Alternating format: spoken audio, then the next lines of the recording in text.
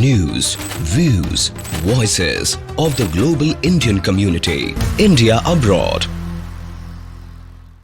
So as he walks by, I'll continue my conversation. So we do build coalitions. Even though we are a coalition, we also build coalition with other organizations, because this work is not just for one organization. We have to work together with many, many people from all walks of life. So whether it's temples, spiritual organizations, advocacy organizations, political organizations, doesn't matter. Even non-Hindu organizations have come together to support us, because in the need of their community, we support them. So it's only fair that they support us.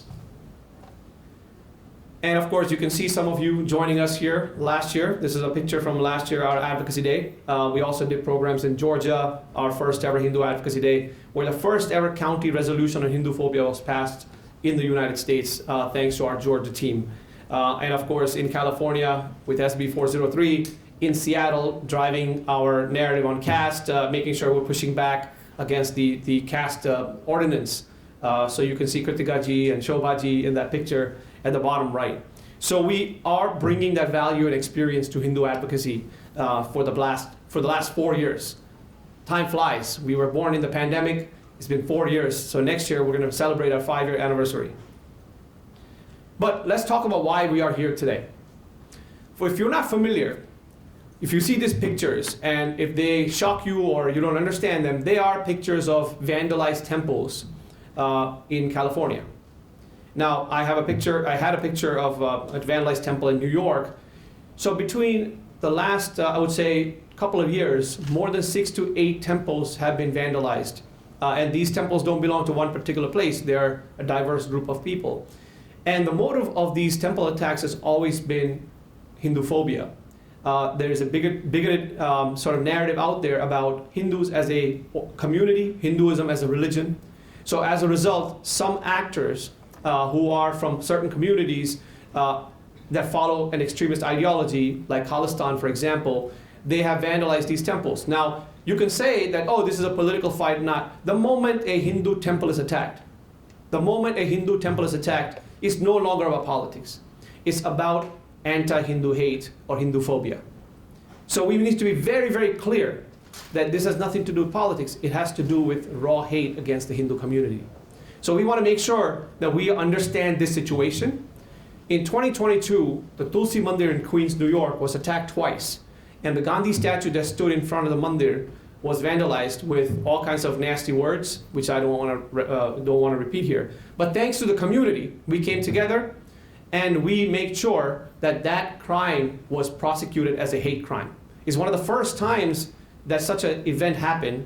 And that was because of the fact that the community worked and advocated properly and ensured that our lawmakers don't brush it aside, the Attorney General doesn't brush it aside, and make sure it is actually prosecuted as a hate crime.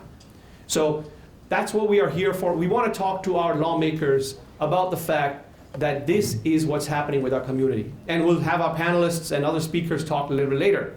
Now, one last point here. We also want to make sure that we're advocating for HRES 1131, which is what we've been doing since the morning. HRES 1131, for those of you who don't know, was introduced by Congressman Sri Thanedar, who will be joining us later. This condemns attacks on Hindu temples as well as Hindu phobia while celebrating the contributions of Hindu Americans in all walks of life. So not only are we saying to our congressional members that stand with us, support us, join us, but also celebrate us. We're not only here to cry. We're here to celebrate as well. But with that, we also want to make sure that people understand that we as a community do face Hindu phobia, bias, prejudice, hate, racism, so many things. And we don't talk about it a lot because we are an immigrant-heavy community and we sometimes shy away. And Hindus, not all Hindus are from India. That's another very important part that we need to educate people on, because there's this idea that somehow Hinduism, India, oh, well, the politics, et cetera, goes together. So we need to also educate people about that. And as you can see, these things were recognized by lawmakers. So when we say Hindu phobia is on the rise, it's not just us, but congressional members such as Rep. Raja Krishnamurthy actually made statements, and these congressional members, the Samosa Caucus, for example, signed a letter that went out to the Attorney General and said, we need to investigate these attacks, and we're very concerned about that. And you can see CoHNA's statement that was made in India West and Religion News. Another point, it's not just about the temples. And as one of our fellow panelists will talk about today, a little bit later, it's also about the bigotry and hate that our students face on campuses, in schools, many places. So here's what's so interesting about this picture. Well, this picture is a simple mandir in a dorm room, put up by one of our panelists who will talk about this a little bit later. But when he put this up, he automatically faced hatred. Just a personal sacred space is considered a symbol of extremism. So you can imagine what your child can go through when they're going to college. I can tell you because when I was in school, I had a mandir in my room. But luckily my roommate was Sikh and we celebrated that together because he was doing his stuff, I was doing my stuff. But times change.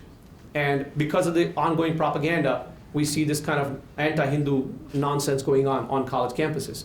So we will talk about that, and today's special focus is really about students and what they face on college campuses.